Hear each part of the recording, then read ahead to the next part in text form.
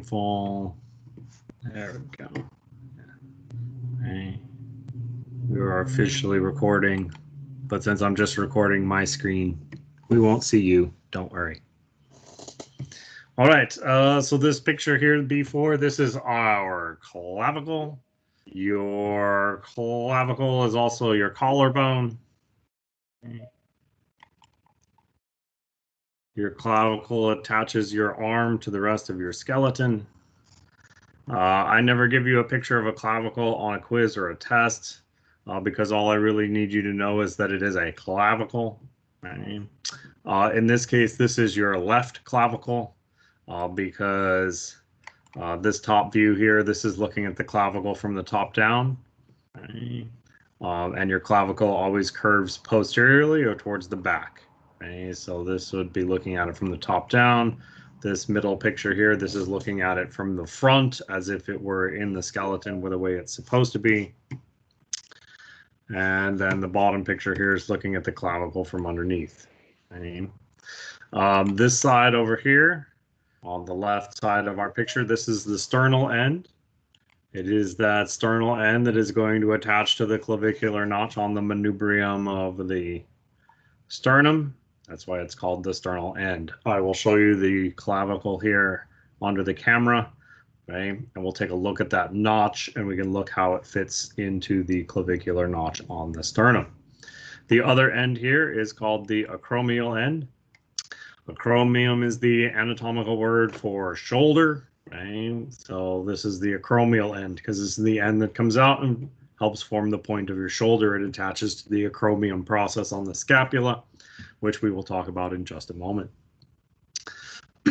I will also show you that on the clavicle, we use this marking here, this conoid tubercle, this little bump. This bump points always always inferiorly. It always points downward.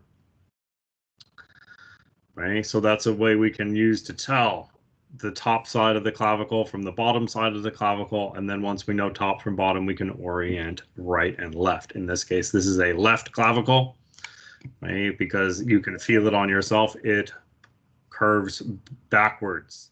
Right? It always curves posteriorly. So interesting tidbits about your clavicle. Your clavicle is the only long bone, and we'll get into what it means to be a long bone or a short bone or a flat bone later on this semester. But your clavicle is the only long bone that forms and is held horizontally. All the other long bones in your body are oriented vertically, up and down. Your clavicle is oriented horizontally. Consequently, your clavicle is one of the easiest bones in the body to break. Right? It takes about as much force to snap a popsicle stick as it does to break your clavicle. And that's usually caused as a result of falls. We fall, we stick our arm out, and all of the force of falling is transferred through all of those long bones in our arm up here to this long bone at a 90-degree angle to the rest of them, and we oftentimes break our clavicle. I know watching football this weekend, I heard one guy broke his clavicle.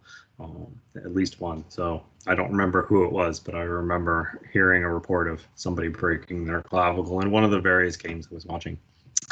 Right, so that's your clavicle. You will never see a picture of a clavicle on a quiz or a test. I just need you to know that it is, in fact, a clavicle. Right.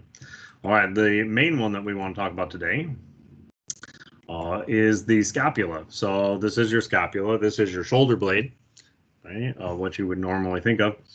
This view here that is on the left-hand side of your picture, this is what we call the costal view. This is the costal view. This surface that we see right here, this floats over top of your rib cage. Right? You will notice on the back of your clavicle, and when we turn the picture over, we'll see that, that there's this big sort of ridge of bone that sticks out the back. And you can actually feel that ridge of bone on yourself, right? To let you know that that is in fact the back. This, however, this has to float over top of your rib cage, and so this is very nice and smooth so that it can float over the rib cage and move around nice and easily. Right? It's going to attach to the humerus, so I will show you where the humerus is going to attach, and we'll talk about the humerus next time. And it's going to attach to the clavicle. It's going to attach to the clavicle up here at the acromion process. And I will show you that when we take a look at our scapula under the camera as well. Okay. Roughly speaking, your scapula is a triangle. Okay. And so it has a point up here at the top. This point up here at the top is called the superior angle, because superior means above. Those of you who have finished your safety quiz, you guys are starting to move on to the anatomical terms unit, and you will learn the terms for directions and body parts. And so superior means above. So this is the superior angle. Okay? And if I have a superior angle down here at the bottom, I probably have an opposite of that, and I do. This is the at the bottom, inferior. So a superior angle to orient the top, an inferior angle to orient the bottom. This little cutout here, okay, this little cutout, this is called the scapular notch. Okay, it's the notch in the bone that occurs on the scapula, and it's just inside of this little finger-like projection of bone that sticks out. We will label that in just a moment. This big bony projection that comes off the back, this is called the acromion process. Acromion is the anatomical word for shoulder. Okay? This is the acromion process. This is the point of your shoulder. This is what you can feel when you go to feel your shoulder, the point of your shoulder. And the scapula attaches to the back side of that there. This little finger-like projection that sticks out in front of the acromion process, this is called the coracoid process. Coracoid. Okay. We're going to get into some terminology here that's going to sound very familiar, so make sure that you are spelling things correctly. We had that problem on some of our skull quizzes. Okay. Make sure that we are spelling things correctly here. Coracoid, okay, with a C. Okay. All right. Beneath the word for shallow indentation. So anytime we see a shallow indentation, it's in this case the glenoid fossa. Okay. This is where the human is going to visit the glenoid fossa here. Right? That is the socket in which you're using it. On either side of this glenoid fossa. Okay. On the top, then on the bottom, there are these little bumps, these little bones. So the top one here is called the supraglenoid tubercle. Supra because superior means above. Glenoid because it's above the glenoid fossa. Tubercle because tubercle is a fancy word for bump. Okay? So supraglenoid tubercle. The biceps muscle, one of the attachments of the biceps muscle is that super. The infraglenoid tubercle is on the bottom side. Okay? Infraglenoid tubercle, and we have several muscles that attach just below the infraglenoid tubercle. Okay? The triceps muscle is one of those, okay? Attaching there below the glenoid fossa.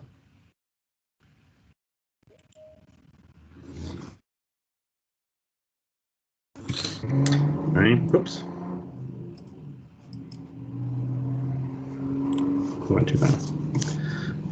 The whole costal surface here is a shallow depression in the bone. If you were to hold the bone horizontally, you could fill this shallow depression with water. Right? This is the subscapular fossa. Remember, fossa is the word for shallow depression in the bone. In this case, this is the subscapular fossa. We're going on this semester. This is called the subscapularis. If I tell you that it's the subscapularis, do you think you might know where it might attach? Yeah. If you said that subscapular fossa, you would be correct. Right? So a lot of these things that we are learning here, a lot of these bony projections and markings are going to come back to us again when we talk about muscles, because these are all sites of where bones and muscles attach to each other. So we can orient ourselves. So this whole here, this is the subscapular. All right, we're going to turn this over, okay, and we're going to look at the other side. which is a picture on the right-hand side of your page. This is the posterior view, so this is looking at the scapula from behind. And there are some things that we can already see. So I am not going to formally show you the labels, but we will talk about them. So you guys know this point right here. If you said that is the superior angle, then you would be correct. This point down here, this would be the inferior angle. So if you said that, you would be correct. This is still the coronoid process. This is still the acromion process. Right? This is still the glenoid fossa here that's behind the acromion process. You would still have the supraglenoid tubercle. You'd still have the infraglenoid tubercle. You'd still have those things that we saw on the other view. We should be able to label on this view as well. This big ridge of bone that runs across, this is the spine of the scapula. The spine of the scapula starts over here on this side, and it stretches all the way out here, ending in the acromion process, ending in the point of your shoulder. You can feel that spine on yourself. Okay?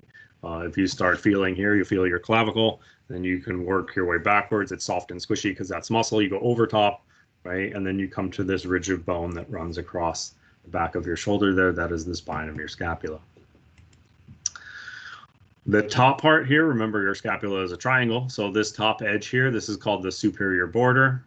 From the superior angle down here to the scapular notch, that's the superior border.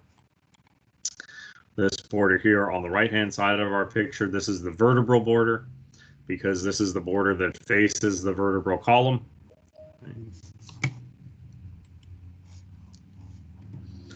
And then this border over here, this is the axillary border. Axilla is armpit. Right? The word for armpit, axillary region, axilla. Right? So this is your axillary border. This is the border of the scapula here that faces your armpit, because the humerus is going to fit in right here into that glenoid fossa and extend downward here, forming your armpit. You can label the superior border, you can label the vertebral border, you can label the axillary border on the other view, you can label them on the costal view of your scapula as well. So you should be able to transfer those labels over. Above the spine of the scapula here, we have a fossa. This is a shallow depression in the bone. This is the supraspinatus fossa, and it actually disappears behind the spine here. Right? Supraspinatus fossa, one of the first muscles we learn is called the supraspinatus. And just like the subscapularis, the supraspinatus attaches here into that supraspinatus fossa. And if I have a fossa above the spine, you can be assured that I'm going to have a fossa below the spine as well. And this one below the spine is the infraspinatus fossa, the fossa that is inferior to the spine. Infraspinatus fossa here. So pretty much the only thing that I cannot see on the posterior view was the subscapular fossa. And on the costal view, pretty much the only thing that I cannot see are the supraspinatus and the infraspinatus fossa. Otherwise, all of the other labels should be able to go on either view of the scapula. So you should be able to practice with that. All right, we are recording this, so you can come back and watch this later if you want to. Let's take a look at the clavicle and the scapula under the camera here. So here we have clavicle. Okay, this is a left. Okay, because it's going to curve posteriorly. This point right here, you can see it pointing down. That is the conoid tubercle, so I know that one points downward. Right, the top part of your clavicle is flat. You can feel that on yourself. Mr. This is the sternal end over here. Okay. This is what's going to attach to that clavicular notch on the sternum. Okay. That's why it's called the sternal end. This would be the acromial end out here, and there is a little flat acromial end that will attach to the acromion on your scapula. Right. So here is our scapula. Right. This is the costal view. You'll notice that this one is oriented the same way as we saw in our picture here. Right? So we have the superior angle up here at the top. You have the notch, scapular notch here, and between the superior angle and scapular notch, that's the superior border. We have the inferior angle down here at the bottom, and between the superior angle and the inferior angle here, this is the vertebral border. This over here, this is the glenoid fossa. This with the supraglenoid tubercle on the top and the infraglenoid tubercle on the bottom. And from the infraglenoid tubercle down to the inferior angle, this is the axillary border. This is where your humerus would fit, right, up here, and it would come down this way. This would form your armpit, axillary border. This is the acromion process in the back here, right? This is the coronoid process here, this little thumb-like or finger-like projection that sticks out, right? This whole surface here, this is the subscapular fossa. It's a nice shallow indentation in the bone. Your clavicle is going to fit onto that acromion process. They're going to touch this. Right? There's a flat spot right here on the acromion process. There's a flat spot here on the acromial end, and those guys fit together. Now, when we get to joints later on this semester, we will realize that that joint right there, if you don't think that's very stable, you are correct. Right? That is not a very stable, that is not a very powerful joint. Just these tiny little flat spots of the bone being held together by some ligaments that cross it. Not a very stable joint. All right, if we look on the backside of our scapula here, the posterior view, right, the spine, that big ridge of bone, okay, that runs across, ending in the acromion process. Above the spine here, this is where we would have the supraspinatus fossa. Okay, you can see that it dives behind the spine there. Okay, and then below here is the infraspinatus fossa. Okay. This is still the axillary border, inferior angle, vertebral border, superior angle. You can see the notch, right? And this would be the superior border, right? So, and all right, let me stop the recording.